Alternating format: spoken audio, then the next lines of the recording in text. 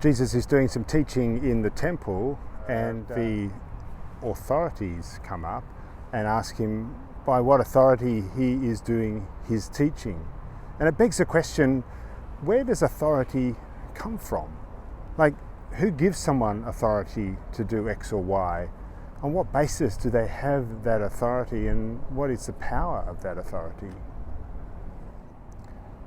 So Jesus challenges those who come to him and asks them a question. It's a question about John, who was around at that time and baptizing people, and he asks about their view of the authority by which John did his ministry. And this creates a dilemma for the scribes and the priests, because they actually haven't been very responsive to John.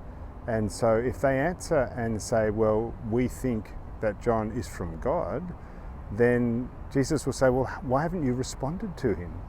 And if by contrast they say, well, we don't think John is conducting his authority as one from God, then they were concerned about the people, because the people did actually feel that John was exercising a godly authority.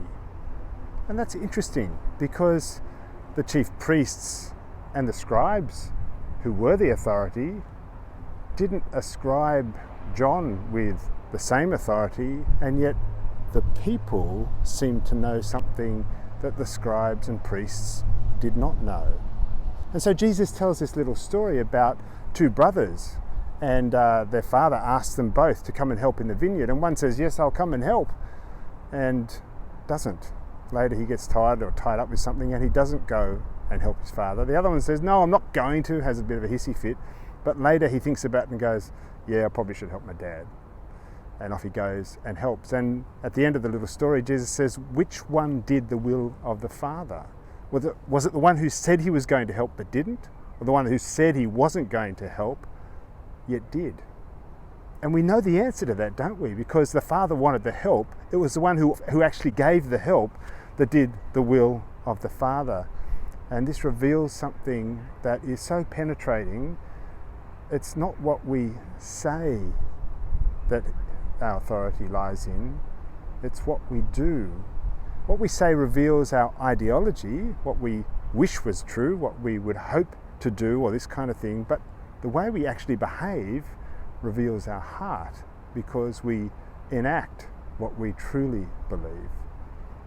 And so when Jesus tells this story, he's trying to get at the heart of something here, something that the people already know, but they don't know why they know it, because the people know that John Baptist is an authority, and the people are already a little bit suspect on the so-called authorities, and that's because John Baptist was true to his authority. He did the things that he spoke about. He was consistent, had authenticity and integrity, whereas the scribes and the Pharisees and the priests, they were much more likely to be telling people what to do, but behind the scenes doing something different again. So authority is a really interesting thing, and it's becoming more and more interesting in this day when we are flooded with information and we don't trust authorities in the way that we used to. And in large part, I think that is because we observe people not doing the thing that they purport to be believing in, and it undermines our sense of confidence in what they're on about. So this Sunday at Mustard Seed on the Zoom church, or you can watch us on Facebook Live, we are going to talk about authority and integrity and actions speaking louder than words, and doing the stuff that really is powerful. So I'd love you to join us, because it's always better when there's more people there. And hopefully afterwards you can come along to the village green and we can have a cup of tea together. That's the face-to-face bit, and we'd love to see you there. So have a think about authority. Oh, and the passage of scripture, of course, is Matthew's Gospel, chapter 21, I believe, and the verses are 23 to 32. That's if I'm remembering correctly. If I'm not, then the right verse will come up underneath here when I get home and do the editing. Otherwise I'll cut that bit out. Or maybe I'll leave it in because I need a blooper reel. Who knows? God bless. Stay faithful. See you soon.